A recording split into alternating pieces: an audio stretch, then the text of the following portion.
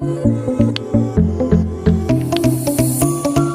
Friends, welcome to our YouTube channel commerce nation learn with confidence. मैं देवाशीष आज आपके साथ बीकॉम एंट्रेंस के प्रीवियस ईयर के पेपर को लेकर आया हूं। और कौन सा टॉपिक आज हम लोग सॉल्व करेंगे? फाइनेंशियल स्टेटमेंट एनालिसिस के जितने भी प्रीवियस ईयर में क्वेश्चन आ गए हैं उन सारे क्वेश्चन को आज हम लोग सॉल्व करेंगे। तो मैंने इस वीडियो में 2019, 2018, 2017 और 2016 के प्रीवियस ईयर के पेपर को लिया है और इसमें जितने भी क्वेश्चन पूछे गए हैं एफएसए के उन सबको आज हम लोग डिस्कस करेंगे। अगर जिन फ्रेंड्स के पास पेपर नहीं है वो हमारे कॉमर्स नेशन ऐप को डाउनलोड करिए प्ले स्टोर में जाके, और वहाँ पे आपको प्रीवियस ईयर के पेपर मिल जाएंगे। बीकॉम एमकॉम के पेपर होंगे, स्टडी मटेरियल भी अवेलेबल है और आपको सिलेबस भी वहीं से सब कुछ अवेलेबल हो जाएंगे। तो कॉमर्स नेशन ऐप को डाउनलोड करके आप लोग पेपर वहीं से डाउनलोड करके देखिए। चलिए स्टार्ट करते हैं फ्रेंड्स। तो जैसे कि हम लोग अभी 2019 का क्वेश्चन देखने जा रहे हैं, तो 2019 में क्वेश्चन नंबर 16 में आया है। ये कैश फ्लो का क्वेश्चन है। देखिए क्या दिया हुआ है फ्रेंड्स कि हाउ सेल्स ऑफ इक्विपमेंट ₹90,000, जिसका बुक वैल्यू कितना है 1 लाख।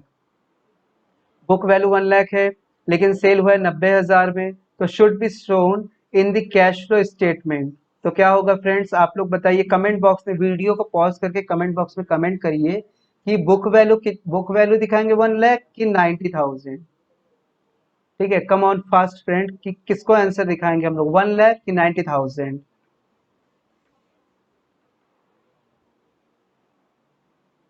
तो किसको हम लोग दिखाएंगे? देखिए cash flow statement means the actual inflow and outflow of cash. तो इससे एक्चुअल इनफ्लो कितना हो रहा है 90,000 का है ना, तो कैश इनफ्लो होगा 90,000। देखिए कौन सा ऑप्शन है, 1 लाख रॉन्ग है, फाइनेंसिंग तो होगा ही नहीं।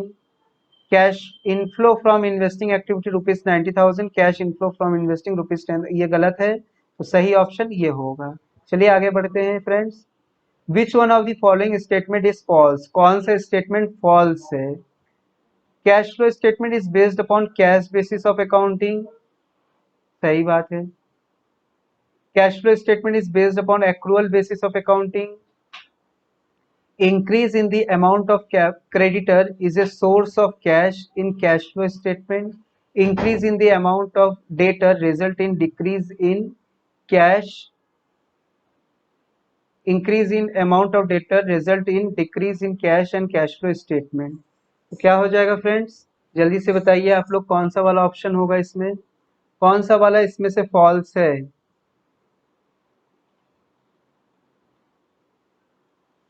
तो कौन सा वाला फॉल्स है इसमें फ्रेंड? इसमें 17 का 2 ये फॉल्स स्टेटमेंट है कि cash flow statement is based upon accrual basis of accounting.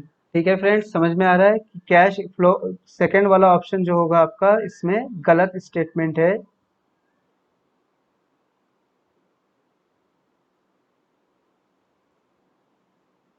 चलिए आगे बढ़ते हैं। अब 18 क्या कर रहे हैं, लिस्ट हमको इसमें मैच करवाना है कौन सा वाला इसमें कंपोनेंट किस एक्टिविटी से मैच होगा। देखिए cash paid to supplier of raw material, it is your operating activity. Payment of dividend ये हमारा फाइनेंसिंग एक्टिविटी का काम है। इंटरेस्ट रिसीव ऑन इन्वेस्टमेंट ये आपके इन्वेस्टिंग एक्टिविटी का काम है। ठीक है, तो ये सीक्वेंस रहा। तो ऑप्शन देख लीजिए कौन सा होगा। तो ऑप्शन हो जाएगा हमारा, देखिए फ्रेंड्स कौन सा, ए पहला, बी तीसरा और सी दूसरा। पहला ही वाला ऑप्शन करेक्ट होगा। ठीक है फ्रेंड्स, आगे बढ़ते हैं।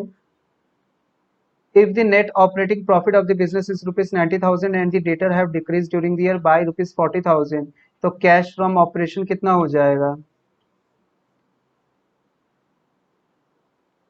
कितना हो जाएगा फ्रेंड्स? ऑपरेटिंग प्रॉफिट 90,000 है, debtor have decrease during the year. जल्दी बताइए फ्रेंड्स कितना हो जाएगा? तो व्हेन आप लोगों को याद होगा कैश फ्लो का मैंने स्टेट फॉर्मेट दिखाया था, तो उसमें करते हैं add decrease in current assets and increase in current liability. ठीक है ना, तो इसमें क्या हो जा रहा है, डिक्रीज डेटा डिक्रीज हो रहे हैं, तो डेटा डिक्रीज अगर हो रहे हैं तो वो तो ऐड हो जाएगा ना ऑपरेटिंग प्रॉफिट में। 90,000 प्लस 40,000, 1,30,000, तो 1,30,000 is your answer. Account according to accounting standard 3, cash proceed from the issue of share. Issue of share से आने वाला पैसा मतलब फाइनेंस का काम, means it is related to your financing activity. Cash flow statement help in which form of financial planning, long term, short term, medium term, कौन सा term वाला? तो सारा सारा प्लान करने में मदद करता है, लॉन्ग टर्म हो, शॉर्ट टर्म हो या मीडियम टर्म हो। Which one of the higher ratio is not favourable. तो आप लोगों ने अगर अकाउंटिंग रेशियो के वीडियो को देखा होगा तो उसमें मैंने सब कुछ बताया है कि कौन सा रेशियो अगर इंक्रीज होता है तो फेवरेबल होता है, कौन सा रेशियो अगर रिड्यूस होता है तो फेवरेबल होता है। तो पहले आप लोग अकाउंटिंग रेशियो के वीडियोस को देख लीजिए, जितने वीडियो अब तक अपलोड हो गए हैं, ठीक है, लगभग सारा ही हो गया है, और उतना ही आपको अकाउंटिंग रेशियो से पूछे जाने हैं, उससे बाहर नहीं आएगा। तो पहले उस वीडियो को देखिए, फिर आप लोग प्रीवियस ईयर के क्वेश्चन को देखिए। तो which one of the higher ratio किसका नहीं फेवरेबल होगा? याद आया होगा, ये ऑपरेटिंग रेशियो। ऑपरेटिंग रेशियो मतलब किसको लेकर चलता है? ये कॉस्ट ऑफ गुड्स सोल्ड को प्लस ऑपरेटिंग एक्सपेंसेस को लेके चलता है ना? तो ये हमने बताया था कि जब ये इंक्रीज होगा तो इट इज नॉट फेवरेबल या unfavourable from the view point of firm. चलिए आगे बढ़ते हैं। फाइनेंशियल स्टेटमेंट क्या है? Financial statement are anticipated fact, recorded fact, estimated fact, analyzed fact। क्या है friends? Financial statement are anticipated fact है कि रिकॉर्डेड फैक्ट है कि एस्टिमेटेड फैक्ट है कि एनालाइज फैक्ट है? इस क्वेश्चन के आंसर को आप लोग कमेंट बॉक्स में कमेंट करिए, इसको मैंने बताया हुआ है, तो कौन सा वाला होगा ऑप्शन, ये आप लोग कमेंट करिए। इसका आंसर मैं आप लोगों को होमवर्क के लिए छोड़ रहा हूँ, ये कौन सा ऑप्शन होगा इसमें। चलिए नेक्स्ट देखते हैं। कलेक्शन फ्रॉम बुक डेप्ट क्या हो जाएगा? Increase in current ratio, decrease in current ratio, no effect. सीधी सी बात है, बुक डेप्ट अगर आप कलेक्ट करेंगे मतलब डेटर, बुक डेप्ट मीन्स डेटर, अगर डेटर आपका 50,000 का है सपोज, तो अगर इससे पैसा कलेक्ट करेंगे तो क्या हो जाएगा? तो कैश इंक्रीज हो जाएगा, तो cash is already your current assets, और आपका डेटर क्या हो जाएगा? डेटर रिड्यूस हो जाएगा। मतलब एक करेंट एसेट्स खत्म हो गया और दूसरा करेंट एसेट्स बढ़ गया, तो क्या कोई इफेक्ट आएगा करेंट रेशियो पे? नहीं, कोई इफेक्ट नहीं आएगा, तो it has no effect on current ratio. Long term solvency is indicated by, किससे लॉन्ग टर्म सॉल्वेंसी पता चलेगा? लॉन्ग टर्म सॉल्वेंसी किससे पता चलेगा फ्रेंड्स? डेप्ट इक्विटी रेशियो से पता चलेगा, ठीक है ना? तो लॉन्ग टर्म सॉल्वेंसी रेशियो में हम लोगों ने पढ़ा था डेप्ट इक्विटी रेशियो इसी का पार्ट होता है, तो डेप्ट इक्विटी रेशियो से पता चलता है लॉन्ग टर्म सॉल्वेंसी पोजीशन का। ए लो स्टॉक टर्नओवर रेशियो, अगर स्टॉक टर्नओवर रेशियो लो होगा तो क्या होगा? बताया है मैंने कि अगर स्टॉक टर्नओवर लो होगा तो आप मतलब स्टॉक पे ज्यादा इन्वेस्ट कर रहे हैं और आपका स्टॉक उस उतने रेट से सोल्ड नहीं हो रहा है मार्केट में, means over investment in stock. What is gross profit ratio? Gross profit ratio कितना होगा फ्रेंड्स? देखिए, ग्रॉस प्रॉफिट रेशियो का फॉर्मूला क्या होता है, पहले ये आप लोग कमेंट बॉक्स में कमेंट करिए कि ग्रॉस प्रॉफिट रेशियो का फॉर्मूला क्या होता है। तो gross profit upon sales multiplied by 100। तो ग्रॉस प्रॉफिट कैसे आएगा? जल्दी कमेंट करिए आप लोग, ग्रॉस प्रॉफिट कैसे आएगा? तो gross profit is equal to net sales minus cost of goods sold, net sales minus cost of goods sold. तो नेट सेल आपका क्या हो जाएगा? देखिए, sales minus sales return, that is direct कर रहे हैं हम यहाँ पे 5,50,000 माइनस 4,40,000 इज इक्वल टू 1,10,000। ये आपका आ गया ग्रॉस प्रॉफिट। ग्रॉस प्रॉफिट जब आ गया तो ग्रॉस प्रॉफिट रेशियो पता करना आसान हो गया अब तो gross profit ratio is equal to, gross profit कितना आ गया? 1,10,000 multiplied by 5,50,000 divided by multiplied by 100। 1,10,000 divided by 5,50,000 multiplied by 100। चार जीरो है, चार जीरो से कट गया, 11 5 से 55 एंड 5 2 से 10, that is 20% is your gross profit ratio. मतलब पहला वाला ऑप्शन सही होगा। Common size statement are the form of, तो कॉमन साइज स्टेटमेंट क्या है? हॉरिजॉन्टल एनालिसिस है कि वर्टिकल एनालिसिस है कि डायनामिक एनालिसिस है कि ट्रेंड एनालिसिस है? तो it is vertical analysis. Comparative financial statement show, क्या शो करता है? एब्सोल्यूट फिगर इन रूपी की increase and decrease in absolute figure in रूपी, एब्सोल्यूट डाटा इन परसेंटेज की तीनों को ही? तो तीनों को ही तो शो करते हैं ना। मैंने आपको फॉर्मेट दिखाया था कॉमन साइज स्टेटमेंट का, कंपैरेटिव का, तो उस फॉर्मेट को पहले देखिए उस वीडियो में जाके, तो पर फिर आप समझ पाएंगे कि यहाँ पे क्या पूछ रहा है। तो यहाँ पे पूछा है कि कॉमन साइज किसको शो करता है, तो सब कुछ शो करता है। एब्सोल्यूट फिगर को शो करता है, इंक्रीज और डिक्रीज को भी शो करता है, उसके लिए भी एक अलग कॉलम होता है। परसेंटेज के वे में हम लोग शो करते थे वहां पे, तो इसीलिए चार तीनों चीजें शो करते, तो आंसर 4 आपका करेक्ट होगा। Which of the following is not true, इसमें से कौन सा स्टेटमेंट ट्रू नहीं है? Financial statement are prepared on the basis of accounting principle and convention, any change in accounting principle or method will affect the utility of financial statement. During the period of high inflation, the amount associated with the items of balance sheet are adjusted to the current price level. Financial statement record only those transactions which can be expressed as monetary unit only. ये statement तो सही है। ठीक है, financial statement prepared on the basis of accounting principle and convention, ये भी सही कह रहा है। Any change in accounting principle or method will affect the utility of financial statement, सही बात है। During the period of high inflation, the amount associated with the item of balance sheet are adjusted to the, नहीं, क्योंकि balance sheet में ये option आपका क्या हो जाएगा? गलत हो जाएगा, क्योंकि बैलेंस शीट में आपका करंट प्राइस लेवल पे हम लोग स्टॉक को नहीं मेंटेन करते हैं, हम लोग हिस्टोरिकल वैल्यू कॉस्ट प्राइस के साथ हम लोग बैलेंस शीट को मेंटेन करते हैं। तो ऑप्शन 3 आपका आंसर होगा। ठीक है फ्रेंड्स, चलिए तो ये थे क्वेश्चन 2019 के। अब हम लोग फ्रेंड्स क्वेश्चन देखते हैं 2018 के। जिन फ्रेंड्स के पास क्वेश्चन नहीं है वो हमारे कॉमर्स मिशन ऐप से डाउनलोड कर लीजिए। देखिए 2018 का ये क्वेश्चन है।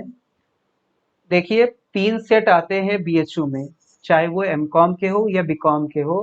तो जो पेपर अवेलेबल था मेरे पास, तो इसमें 92 क्वेश्चन नंबर है, 92 से स्टार्टिंग है। आपके पास जो पेपर अवेलेबल होगा 2018 का, जो भी सेट अवेलेबल होगा वेदर ए बी सी, तो उसमें एक बार मैच कर लीजिएगा कि कहाँ से क्वेश्चन स्टार्ट हुआ है। ठीक है ना, तो क्वेश्चन ऊपर नीचे कहीं हो सकता है इधर उधर, लेकिन क्वेश्चन जो पूछा गया है तीनों सेट में सेम क्वेश्चन ही पूछे जाते हैं। ठीक है, तो एक बार चीजों को पहले देख लीजिएगा। अगर आपके पास पहले से पेपर अवेलेबल है, या तो कॉमर्स नेशन ऐप से भी आप अगर पेपर डाउनलोड कर रहे हैं, जिनके पास पेपर नहीं है, तो वहां पे भी एक बार सीक्वेंस को मैच कर लीजिएगा कि 2018 में कहाँ पे दिया है क्वेश्चन। ओके फ्रेंड्स, तो चलिए देखते हैं 2018 में क्या क्या पूछा है।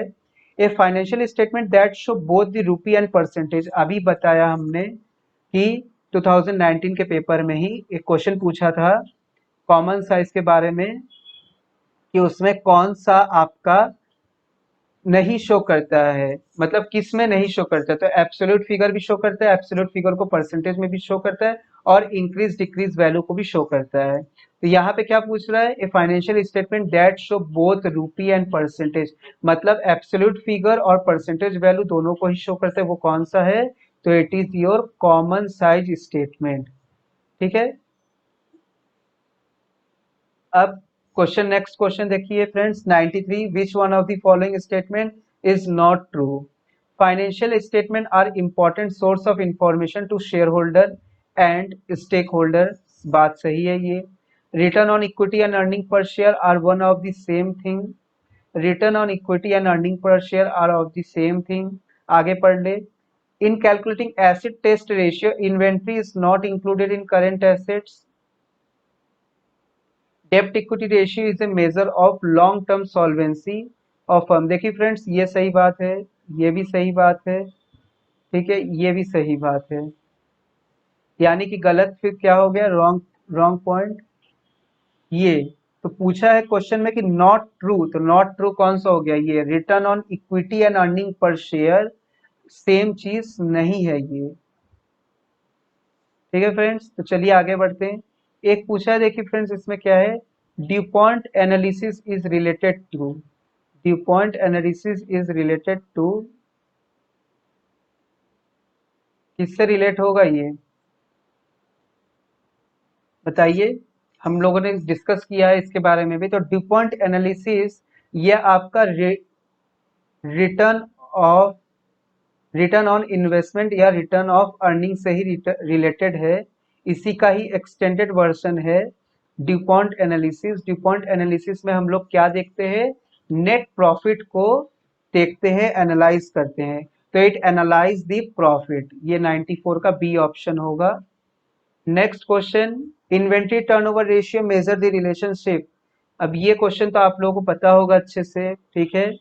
ये बेसिक क्वेश्चन तो हम उम्मीद करते हैं आप सभी को पता होगा। तो कमेंट करिए कमेंट बॉक्स में कि क्या होगा इसका ऑप्शन। तो inventory turnover measure the relationship of inventory किसके साथ, इन्वेंट्री टर्नओवर रेशियो में it measure the relationship of inventory का रिलेशन किसके साथ बताया जाता है, कॉस्ट ऑफ गुड्स सोल्ड के साथ या cost of raw material consume के साथ। विच of the following does not help the increase current ratio, कौन से कंपोनेंट ऑप्शन में, ये जो चार ऑप्शन दिए हैं इन चार ऑप्शन में से कौन सा ऐसा ऑप्शन है जो कि करंट रेशियो को इंक्रीज नहीं करेगा या करंट रेशियो को इंक्रीज करने में हेल्प नहीं करेगा। Issue of debenture two by stock, अगर स्टॉक आएगा फ्रेंड्स तो देखिए स्टॉक किसका पार्ट होता है, स्टॉक किसी भी सोर्स से आ रहा है आपका, तो stock is your part of current assets. अगर करेंट एसेट्स बढ़ेगा, करेंट एसेट्स अगर बढ़ेगा तो करेंट रेशियो भी इंक्रीज होगा। इशू ऑफ डिवेंचर टू पे क्रेडिटर, डिवेंचर इशू कर रहे हैं हम क्रेडिटर को पे करने के लिए, सीधी बात है कि अगर करंट लायबिलिटी रिड्यूस होता है तो करंट रेशियो इंक्रीज होता है। सब कुछ मैंने बताया है अकाउंटिंग रेशियो में।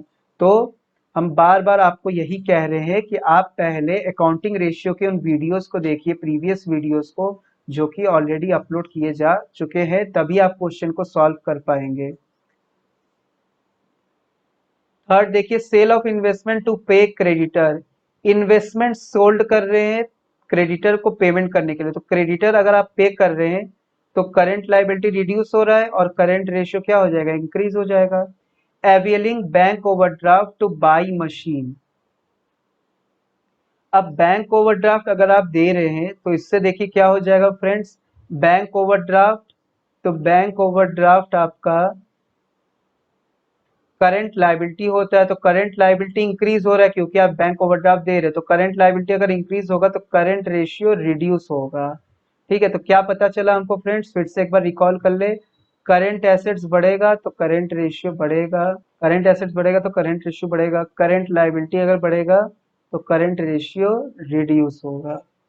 ठीक है फ्रेंड्स, ये 97 question number, which of the following liability are taken into account for calculating acid test ratio, acid test ratio calculate करते समय हम कौन से कंपोनेंट को कंसीडर करेंगे, तो ट्रेड क्रेडिटर लेते हैं, कंसीडर करते हैं, बिल्स पेबल को कंसीडर करते हैं, आउटस्टैंडिंग को भी कंसीडर करेंगे, बैंक ओवरड्राफ्ट को कंसीडर करेंगे, रिडीमेबल डिवेंचर को कंसीडर नहीं करते हैं, यानी कि ए बी सी डी चारों को ही कंसीडर करेंगे। तो ऑप्शन 97 का 2 हो जाएगा। ठीक है फ्रेंड्स, चलिए आगे बढ़ते हैं। 98, in a statement of cash flow indirect method a decrease in inventory should be reported as, क्या हो जाएगा कैश फ्लो स्टेटमेंट में, अगर आपका इन्वेंट्री रिड्यूस हो रहा है मतलब करंट एसेट्स अगर आपका रिड्यूस हो रहा है तो क्या हो जाएगा, तो an addition to net income in determining the cash flow from operating activity, ये हो जाएगा। ठीक है ना, an addition to net income in determining the cash flow from operating activity. आगे देखिए, कैश फ्लो फ्रॉम ऑपरेशन और cash flow from operating activities calculated as, जल्दी से बताइए फ्रेंड्स क्या होगा।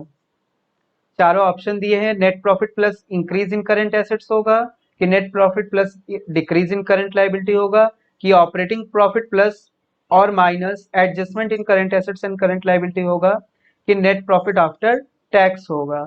किसको कंसिडर करते हैं हम लोग, ऑपरेटिंग एक्टिविटी कैलकुलेट करते समय कैश फ्लो फ्रॉम ऑपरेशन किस कैसे आता है, फॉर्मेट देखिए तब बताइए कैसे आता है कैश फ्लो फ्रॉम ऑपरेशन। तो it is arrived after operating profit को लेंगे और उसमें जब हम एडजस्ट करेंगे लाइबिलिटी और करंट एसेट्स को, तब जाके हमको कैश फ्रॉम ऑपरेशन अराइव होगा। ठीक है। According to accounting standard 3 revised, purchase of fix assets is treated as, क्या बताया था मैंने, क्या होगा, इन्वेस्टिंग एक्टिविटी।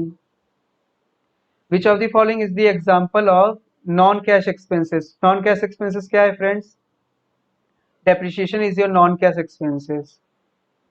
एक न्यूमेरिकल है यहाँ पे फ्रेंड्स कि if net profit after tax 70,000 रुपए है, fix interest charges on debenture है 10,000, इनकम टैक्स आप पेड कर रहे 70,000, देन इंटरेस्ट कवरेज रेशियो क्या हो जाएगा फ्रेंड्स, जल्दी से बताइए फ्रेंड्स क्या हो जाएगा interest coverage ratio.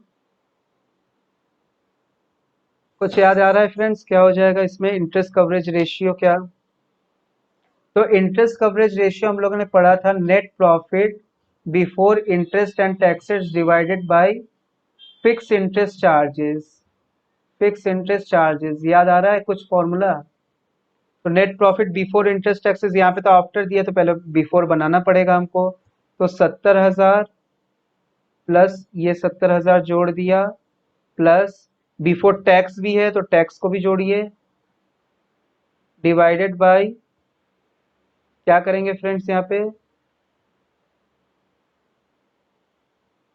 Fix interest charges. तो फिक्स इंटरेस्ट चार्जेस कितना है आपका, फिक्स इंटरेस्ट चार्जेस हमारे हैं यहाँ पे 10,000 रुपीज।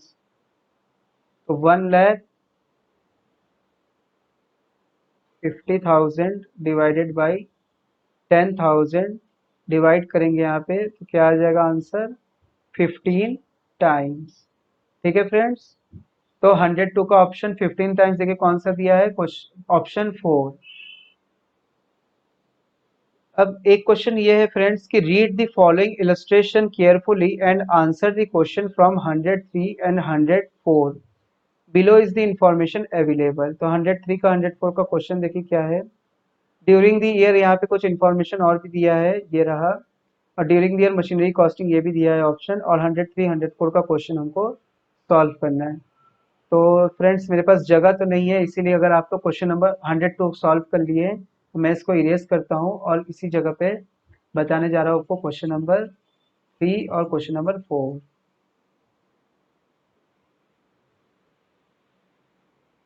तो चलिए फ्रेंड्स क्वेश्चन नंबर 103 104 को देखते हैं, और उसके पहले इंफॉर्मेशन पढ़ ले। देखिए इंफॉर्मेशन बहुत से तरीके के दिए है, एक तो मशीनरी का दिया है, प्रोविजन फॉर डेप्रिसिएशन का दिया है, इन्वेस्टमेंट का दिया है, और यहाँ पर भी कह रहा है कि कुछ इन्वेस्टमेंट को बेचा गया है। मशीनरी कॉस्टिंग 12,000 का, इसको 7,200 में बेच दिया जा रहा है, 7,200 इस पे एकोमोडेटेड डेप्रिसिएशन है और 6,000 में बेच दिया। तो सारा इंफॉर्मेशन क्या है फ्रेंड्स, थोड़ा सा इधर उधर बिखरा हुआ इंफॉर्मेशन है, इनकम्प्लीट इंफॉर्मेशन है कह ले। तो जब भी इस तरीके के इंफॉर्मेशन हो, इनकम्प्लीट इंफॉर्मेशन, तो कुछ नहीं करना है फ्रेंड्स, एक नॉर्मल सा काम करना है कि जो भी रिलेटेड एसेट्स दिए हैं आप उनके लेजर अकाउंट को फ्रेम कर लीजिए। तो मशीनरी अकाउंट हम बनाने जा रहे हैं, देखिए क्या क्या दिया हुआ है। पहले तो ओपनिंग बैलेंस को लिखेंगे डेबिट साइड में, टू बैलेंस ब्रॉट डाउन, कितना है फ्रेंड्स ओपनिंग बैलेंस, देखिए मशीनरी का 1,20,000, यहाँ पे लिखा 1,20,000, और यहाँ पे आप क्लोजिंग बैलेंस को भी मेंशन कर दीजिए, बाई बैलेंस कैरेड डाउन, कितना दिया है फ्रेंड्स 1,26,000, तो 1,26,000। अब जो जो इंफॉर्मेशन दिया हुआ है उन इंफॉर्मेशन को भी फिल कर लेते हैं मशीनरी से related. During the year machinery costing 12,000, accommodated depreciation है 7,200, सोल्ड कर रहा है 6,000। तो सोल्ड कर रहा है यानी कि इधर लिखेंगे हम लोग बाय बैंक अकाउंट, कितना है फ्रेंड्स 6,000 में सोल्ड कर रहा है। अब फ्रेंड्स ये देखिए कि 12,000 का मशीनरी है, 7,200 उस पे एकुमुलेटेड डेप्रिसिएशन है, यानी कि at the date when the machinery sold its value for the firm is rupees. तो 12,000 में से 7,200 अगर डिडक्ट कर दिया यानी कि 4,800 ये उस दिन का दाम है फ्रेंड्स जिस दिन इसको आप बेच रहे हैं। तो जिस दिन आप बेच रहे हैं तो यानी कि 4800 रुपये इसकी कॉस्टिंग आ रही है। तो अगर 4800 में सोल्ड किया तो ना तो लॉस ना तो प्रॉफिट, इससे ज्यादा सोल्ड किया तो प्रॉफिट, इससे कम सोल्ड हुआ तो लॉस। तो आपको यहाँ पे क्लियरली दिख रहा है कि 6,000 में बिक रहा है यानी कि 1200 का प्रॉफिट हो जा रहा है। 4800 मिलना चाहिए था, 6,000 मिल रहा है तो 1200 का प्रॉफिट। तो यहाँ पे लिखेंगे to profit and loss account, ये आपका प्रॉफिट बैलेंस है। ठीक है ना, प्रॉफिट हो गया ये आपका कितना है फ्रेंड्स, 1200 रुपये। ठीक है, और कुछ दिया है क्या मशीनरी से रिलेटेड? नहीं, और तो कुछ नहीं दिया हुआ है। ठीक है फ्रेंड्स, और कुछ नहीं दिया हुआ है। अच्छा, यहाँ पे एक और भी एक पॉइंट छूट गया फ्रेंड्स, यहाँ पे डेप्रिसिएशन लिख दीजिए, by provision for depreciation. Provision for depreciation जो है 7,200, इसको भी लिख दिया। अब देखिए टोटल अगर करेंगे तो हमको साफ साफ दिख रहा है कि क्रेडिट साइड का ही ज्यादा आ रहा है। कितना ज्यादा आ रहा है, जोड़ ले, 0 0 ये 2 आ गया, 6 और 6 12, 12 6 7 19, 19 ये 3, 1,39,000, 1,39,200, और इधर 1,21,200। तो 139,200 माइनस 1,21,200 माइनस किया तो 8, 18,000 का क्या आ जाएगा यहाँ पे बैलेंसिंग फिगर। मीन्स इतना आपने परचेज किया, मतलब कैश का आउटफ्लो हुआ to bank account being purchase. ठीक है, बीइंग परचेज 18,000 का क्या किया मैंने, मशीनरी परचेस किया, दोनों तरफ का बैलेंस 1,39,200 आ जाएगा। ठीक है फ्रेंड्स, तो एक तो इंफॉर्मेशन ये मिल गया हमको, एक हम इन्वेस्टमेंट का भी इंफॉर्मेशन देख लेते हैं। मैं इसको इरेज कर रहा हूँ थोड़ा। चलिए फ्रेंड्स, इन्वेस्टमेंट के अकाउंट को बना लेते हैं और देखते हैं कि इन्वेस्टमेंट में अल्टीमेट रिजल्ट क्या आ रहा है। तो इन्वेस्टमेंट अकाउंट बनाया, यहाँ पर भी वही बात करेंगे कि ओपनिंग बैलेंस को डेबिट साइड में लिखेंगे, टू बैलेंस ब्रॉट डाउन।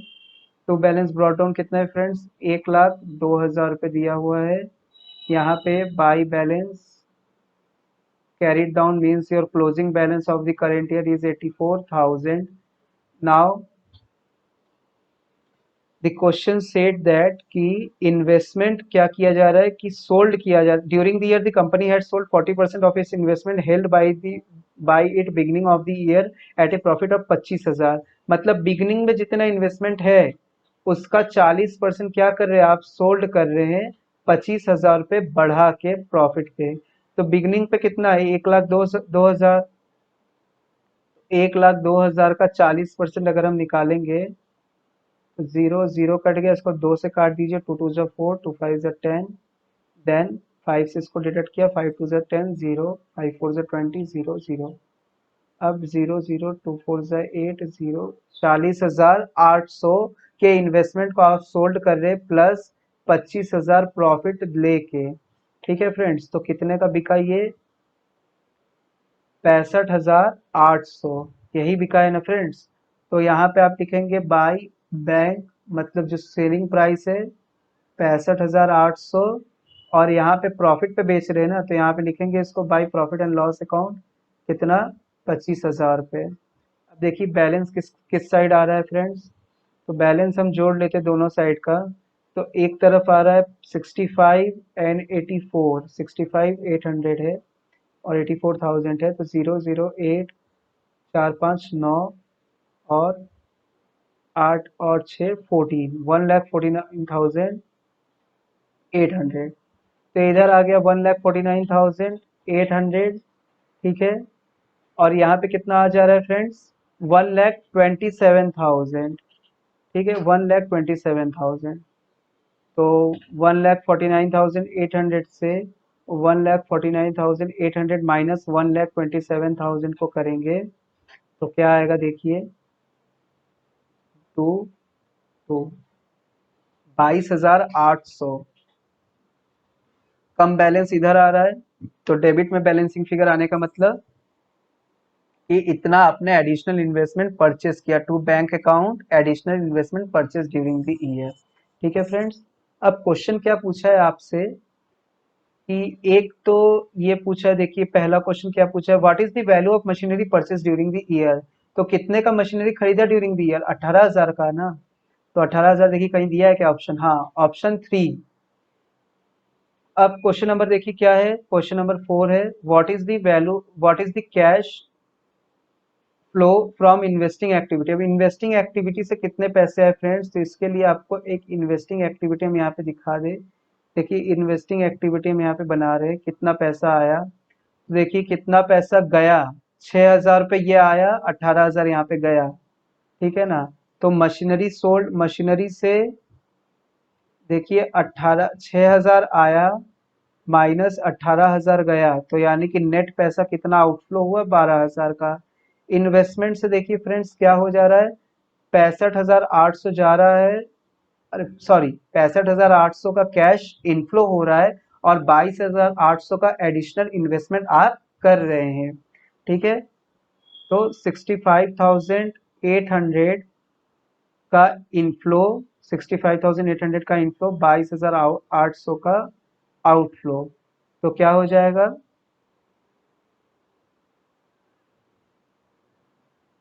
43,000 का कैश इनफ्लो हो जा रहा है। तो नेट यहाँ पे क्या आ जा रहा है आपका, नेट आपका आ जा रहा है 31,000 का cash flow from investing activity. कहीं दिया है क्या 31,000, हाँ ये देखिए 31,000 is the cash flow from investing activity friends. Okay. अब question number 105, given if gross profit ratio is 25%, gross profit ratio अगर आपका 25% है और नेट प्रॉफिट रेशियो आपका 12% है और सेल्स आपका 21,600 है, then what is the value of cost of the goods sold. क्या होगा फ्रेंड्स, अपने से आप लोग वीडियो को पॉज करिए, अपने से लगाइए क्वेश्चन और कमेंट करिए, ठीक है, फिर हम बताते हैं इसका सॉल्यूशन। और तब तक जिन फ्रेंड्स ने इसको नहीं लिखा है इस वर्किंग नोट को, इसको आप लोग नोट कर लिए क्योंकि इसको हमको इरेज करना पड़ेगा बताने के लिए अगला क्वेश्चन। पहले ये मशीनरी अकाउंट है और यहाँ पे cash flow from investing activity दिया हुआ है, cash flow from investing activity. Okay friends, इसको लगाइए आप लोग।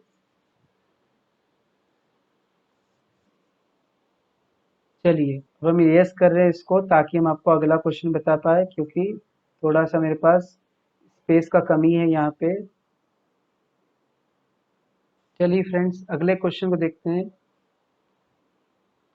क्या दिया हुआ है यहाँ पे, ग्रॉस प्रॉफिट रेशियो 25% है, नेट प्रॉफिट आपका 12% है, सेल्स है 21,600।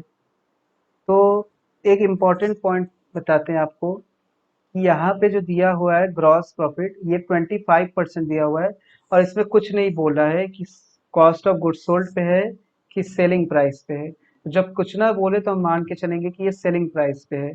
तो 25% कहने का मतलब फ्रेंड्स क्या है, 25% मीन्स दैट इज 1/4, ठीक है, 1/4 हो गया।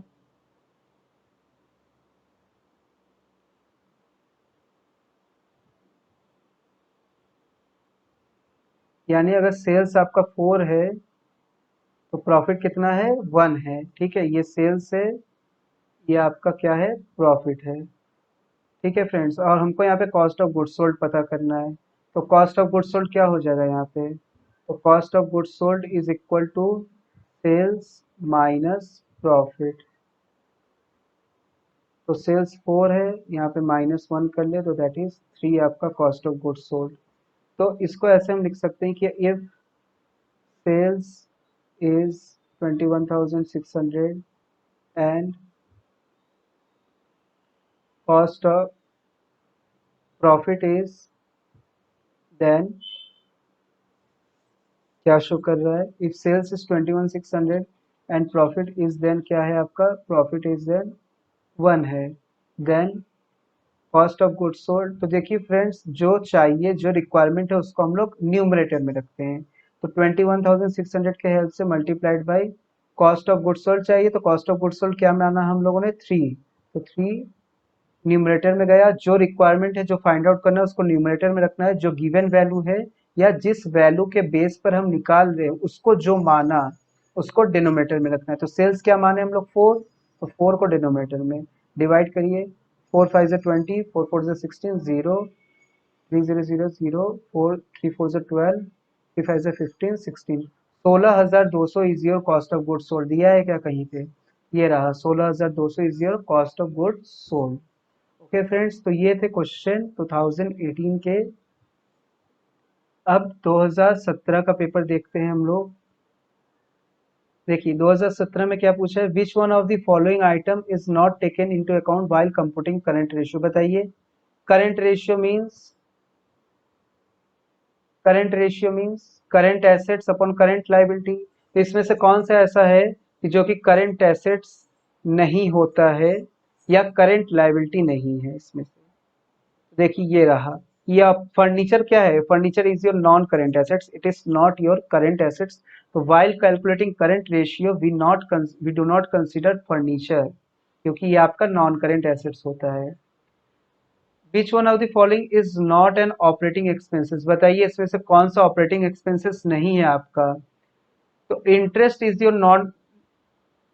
नॉट एन ऑपरेटिंग एक्सपेंसेस, क्योंकि interest is related to financing activity, that's why it is not related to operating. Operating मतलब आपके बिजनेस रिलेटेड एक्टिविटी होंगे, मतलब सेल परचेस से होने वाले जितने भी एक्टिविटी हमारे होते हैं वो हमारे ऑपरेटिंग एक्टिविटी से रिलेटेड है। इंटरेस्ट हमारा फाइनेंसिंग एक्टिविटी का काम होता है।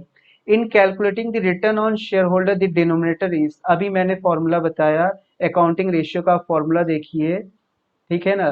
तो उसमें आपको जो मिसलेनियस वाला पार्ट मिलेगा अकाउंटिंग रेशियो में, उसमें रिटर्न ऑन शेयर होल्डर के बारे में बताया है। तो share holders means the preference capital plus equity share capital plus reserve plus profit. तो इसमें पहला दिया इक्विटी शेयर कैपिटल, ये तो आएगा ही, प्रेफरेंस शेयर कैपिटल ये दोनों आएंगे, तो दोनों वाला ऑप्शन कहाँ है? ये दोनों आएंगे, प्लस रिजर्व भी तो आएगा। तो देखिए equity capital plus preference capital plus reserve, ये option 4। Net worth of the business means, तो नेट वर्थ किसको कहा जाता है? नेट वर्थ कैपिटल एम्प्लॉयड को कहा जाता है, बता चुके हैं हम इसके बारे में। तो net worth means the total assets minus total liability. तो कैपिटल एम्प्लॉयड या नेट वर्थ का फॉर्मूला होता है total assets minus total liability. Already we have discussed in our earlier video.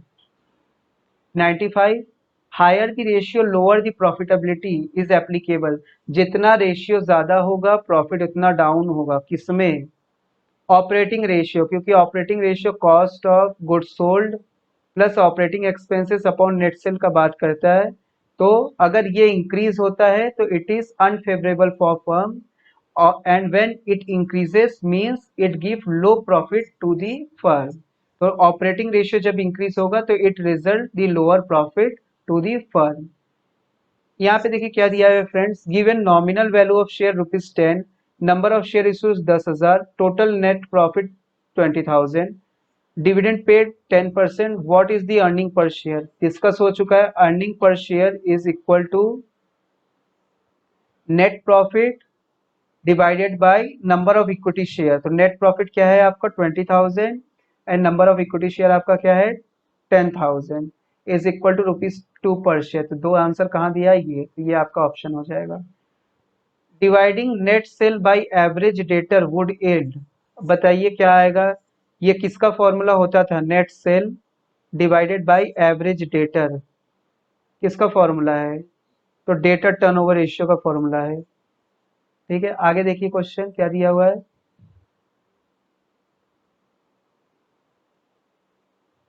The schedule change in working capital is prepared with the help of, किससे prepare करते हैं? schedule change in working capital means the difference between the current assets and current liability। तो option 3 is the right answer। The fund flow statement is said to have take place when, कब take place होगा? बताया था मैंने, diagram बना के बताया था कि कब अकर होता है। तो जब एक करंट एसेट एक करंट लायबिलिटी होना चाहिए, साथ साथ एक नॉन करंट और एक नॉन करंट लायबिलिटी या तो होना चाहिए, या तो एक करंट एसेट्स और करंट लायबिलिटी हो, उसके साथ एक नॉन करंट एसेट्स एक नॉन करंट लायबिलिटी हो। मतलब मिक्सचर जब होगा दोनों का ही, करंट और नॉन करंट का, तभी फंड का फ्लो होता है। तो देखिए इसमें कौन सा आंसर दिया हुआ है, कैश पेड टू क्रेडिटर, तो क्रेडिटर भी करंट है, कैश भी करंट है, तो करंट और करंट अगर है तो करंट एसेट्स करंट लायबिलिटी जब हो जाएगा तो फंड का फ्लो नहीं होता है। कैश रिसीव फ्रॉम डेटर, तो ये भी नहीं होगा क्योंकि debtor is your current assets, cash is also is your current assets. Machinery purchase for cash, it is also your क्या हो जाएगा, it is also your current assets, cash आपका करंट एसेट्स है लेकिन मशीनरी क्या है, नॉन करंट एसेट्स। अगला option all of the above है, नहीं फ्रेंड्स, ये देखिए नॉन करंट का और करंट एसेट्स का मिक्सचर हो गया, मींस फंड का फ्लो थर्ड वाले ऑप्शन से होगा। क्वेश्चन नंबर ये 100 है, which one of the following is not an application of fund. बताइए एप्लीकेशन ऑफ फंड कौन सा नहीं है, मींस यूज ऑफ फंड कौन सा नहीं है। Repayment of loan is a use of fund, acquiring of an assets in lieu of equity share, redemption of preference share, payment of dividend. Payment of dividend से भी आपका fund जा रहा है, रिडम्पशन ऑफ प्रेफरेंस शेयर भी fund जा रहा है, रीपेमेंट ऑफ लोन करेंगे तो भी फंड जाएगा। Acquiring and assets in lieu of equity share, equity share issue किया और एसेट्स एक्वायर कर लिया। इसके लिए भी मैंने बताया था, आपको याद होगा पॉइंट कि फंड फ्लो पढ़ाते समय कि जब फिक्स एसेट्स हम लोग खरीदते हैं इक्विटी शेयर को इशू करके तो it is not considered as a fund flow. तो ऑप्शन बी आपका सही होगा, option number second. 101, which one of the following is not added to the net profit for computing the amount of fund from operation। किसको नहीं consider करेंगे बताइए आप लोग, which one of the following is not added to the net profit for computing the amount of fund from operation। depreciation, profit on sale, goodwill की loss on sale of furniture।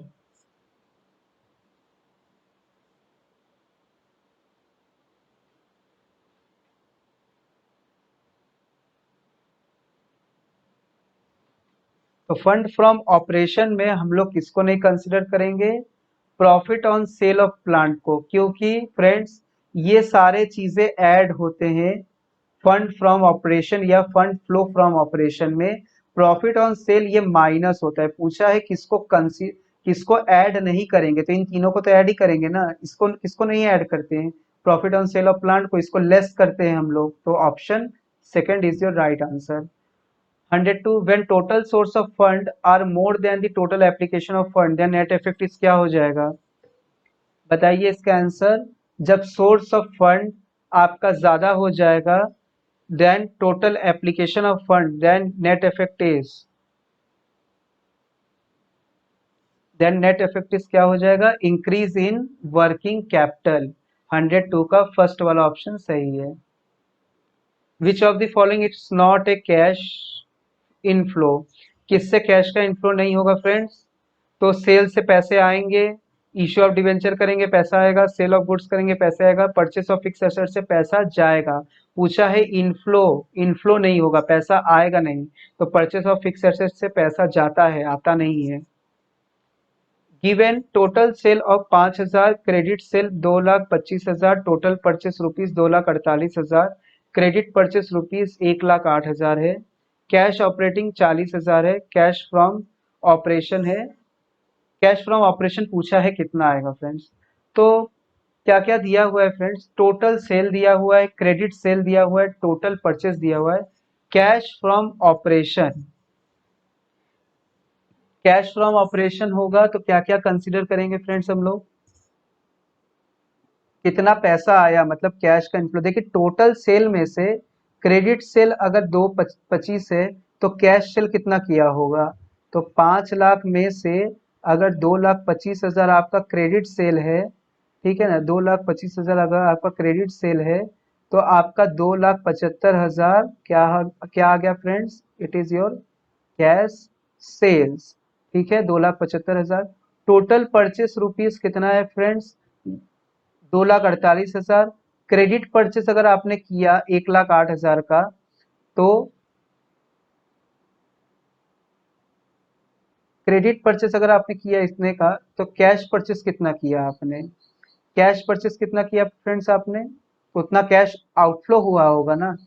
तो 2,48,000 यहाँ पे कर देते हैं हम, 2,48,000, 2,48,000 माइनस 1,08,000 माइनस करेंगे तो 031, तो 130 का कैश आउटफ्लो हो रहा है, माइनस किया 130, कितना आ गया फ्रेंड्स, 0,005,4, 1,45,000। कैश ऑपरेटिंग एक्सपेंसेस, इससे भी तो कैश फ्लो हो रहा है ना, कैश का आउटफ्लो हो रहा है, तो इसको भी लेस करेंगे 40,000, 1,05,000 is your net cash flow from operating activity. 50, sorry friends, इसमें आएगा आपका 95,000।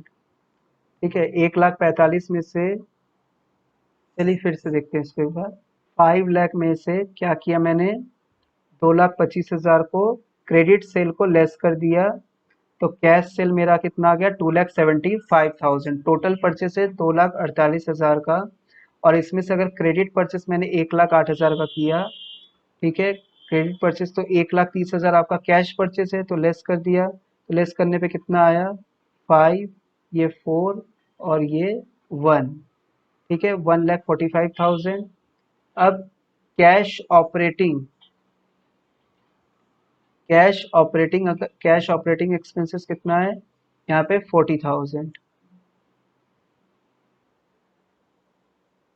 यहाँ पे फ्रेंड्स 4 होगा, ये कितना हो जाएगा, 1,35,000, 40,000 लेस करेंगे तो 95,000 इज योर आंसर। तो 95,000 आपका क्या आ जाएगा, ऑप्शन राइट होगा। Which of the following is an example of non cash expenses, तो depreciation is your non cash expenses. ठीक है फ्रेंड्स, नेक्स्ट 2016 का पेपर हम लोग देखते हैं। Financial statement analysis do not include, तो it do not include income statement. ठीक है, तो it do not, financial statement do not include income statement. Next, calculate operating profit ratio when sales is rupees 20 lakh, gross profit is 20% and operating expenses is your 40,000। क्या बोला है friends, operating profit ratio calculate करने के लिए बोला गया है when net sale is your 20 lakh, gross profit is your 20% and operating expenses 40,000। तो कौन कौन निकाल पाएंगे इसके हेल्प से, देखिए ग्रॉस प्रॉफिट अगर हमको बोला है 20%, तो हम यहाँ पे निकाल देते हैं कि 20%, देखिए 20 लाख का 20% निकाल दिया, ये आपका क्या आ गया, 4 lakh. 4 lakh is your gross profit. ठीक है, इसमें से जब आप ऑपरेटिंग एक्सपेंसेस को डिडक्ट करेंगे, ऑपरेटिंग एक्सपेंसेस को जब आप डिडक्ट किए, तो ये 3,60,000 is your operating profit. Then divided, formula क्या होता है ऑपरेटिंग प्रॉफिट रेशियो का, ऑपरेटिंग प्रॉफिट जो कि 3,60,000 divided by net sale multiplied by 100। ठीक है, 4 जीरो गया, ये 4 जीरो यहाँ से डिडक्ट हुआ, ये 2 जीरो डिडक्ट हुआ, यहाँ से भी ये 2 जीरो गया, तो यानी कि कितना आ गया फ्रेंड्स, 18%। कौन सा ऑप्शन होगा, option third is your right answer. चलिए अगले क्वेश्चन की तरफ बढ़ते हैं friends. Claim not acknowledge as डेब्ट अगेंस्ट द कंपनी, बताया था मैंने, बैलेंस शीट का फॉर्मेट देखिए, उसमें मैंने बताया था example, claim not acknowledge as डेब्ट, it is your contingent liability. Sale of fix assets is to be shown under the head of investing activity, cash flow में बताया था हमने। The expenses related to the main operation of the business is known as your operating expenses. A financial statement that show both rupee and percentage in the report, तो इसको हम लोग कहते हैं common size statement. Net working capital किससे आएगा friends, the excess of current assets over current liability. While preparing cash flow, the cash and cash equivalent consist of the assets which can be converted into cash within a 2 month, 4 month, 3 month, 6 month। क्या होगा option, तो converted into 6 month। The ratio which provide information regarding the long run operation of the business, the ratio which provide information regarding the long run operation of the business, तो long run operation के बारे में information कौन देता है, solvency. Amount set aside to meet the losses due to bad डेब्ट, तो बनाते हैं हम लोग प्रोविजन फॉर बैड डेब्ट, प्रोविजन फॉर डाउटफुल डेब्ट। तो जो बैड डेब्ट के लिए आपने पैसा साइड में रखा हुआ है उस लॉस को मीट करने के लिए, तो उसको हम लोग कहते हैं प्रोविजन। ठीक है, for known liability we create provision and for unknown liability या for unknown losses we create reserve. The cost of good sold is ₹10 lakh, opening stock है 80,000, क्लोजिंग स्टॉक है 1,20,000। तो calculate the inventory turnover ratio. क्या आ जाएगा friends? Formula क्या होता है? कॉस्ट ऑफ गुड सोल्ड और average stock. Average stock means opening stock divide plus closing stock divided by 2। तो opening stock 80,000 plus closing stock दोनों को जोड़िए 2 lakh divided by 2 1 lakh. Cost of good sold तो फॉर्मूला क्या होता है देखिए मैं लिख देता हूँ। Inventory turnover ratio is equal to cost of good sold divided by average stock. ठीक है ना? तो कॉस्ट ऑफ गुड सोल्ड कितना है? Cost of good sold 10 lakh है आपका, और एवरेज में अभी कैलकुलेट किया 80 और 1 20 2 लाख। 2 लाख बटे 2 average stock is equal to opening stock plus closing stock divided by 2। तो 2 lakh by 2 is equal to 1 lakh. तो यहाँ पे क्या आ जाएगा? 1 लाख। 5 जीरो से 5 जीरो कट गया, मतलब 10 टाइम्स आएगा। टाइम्स में आता है आईटीआर का आंसर। ठीक है friends, next question. Accrued income आज शोड अंडर, कहाँ शो करते हैं? अदर करेंट इन एसेट्स में। देखिए आप लोग बैलेंस शीट के फॉर्मूले को, अरे बैलेंस शीट के फॉर्मेट को आप लोग रिवाइज कर लीजिए अच्छे से, और उसमें मैंने सब कुछ डिस्कस किया हुआ है। ठीक है ना? Discount on issue of share and debenture क्या है फ्रेंड्स? ये discount on issue of share and debenture, it is your fictitious assets. In balance sheet, assets are shown in the order of market value. In a business, cash sales are ₹7,20,000, credit sale 80,000, cost of goods sold 6 lakh. Find the gross profit. Gross profit के लिए क्या जरूरत है हमको? Gross profit के लिए, gross profit ratio के लिए ग्रॉस प्रॉफिट, और हमको सेल्स चाहिए, टोटल सेल। तो ग्रॉस प्रॉफिट यहाँ पे दिया है क्या? कैश सेल दिया है, क्रेडिट सेल दिया है, कॉस्ट ऑफ गुड सेल। देखिए कैश सेल 7,20,000, क्रेडिट सेल 8,80,000, तो टोटल कितना हो गया? 8 लाख। तो टोटल सेल्स हमको क्या पता चला friends? Total sale is your 8 lakh rupees, and your cost of good sold is here 6 lakh. Then gross profit आपका क्या आ जाएगा? Total sales minus cost of goods sold is equal to 2 lakh. तो ग्रॉस प्रॉफिट रेशियो कितना आ जाएगा आपका? 2 लाख डिवाइडेड बाय क्या हो जाएगा friends? Sales. Sales is your 8 multiplied by 100 is equal to 25%। दिया है क्या कहीं पे? थर्ड ऑप्शन आपका करेक्ट आंसर।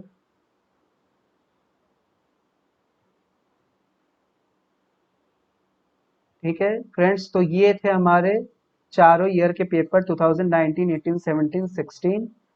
तो और भी पेपर हम लोग प्रीवियस ईयर के डिस्कस करेंगे।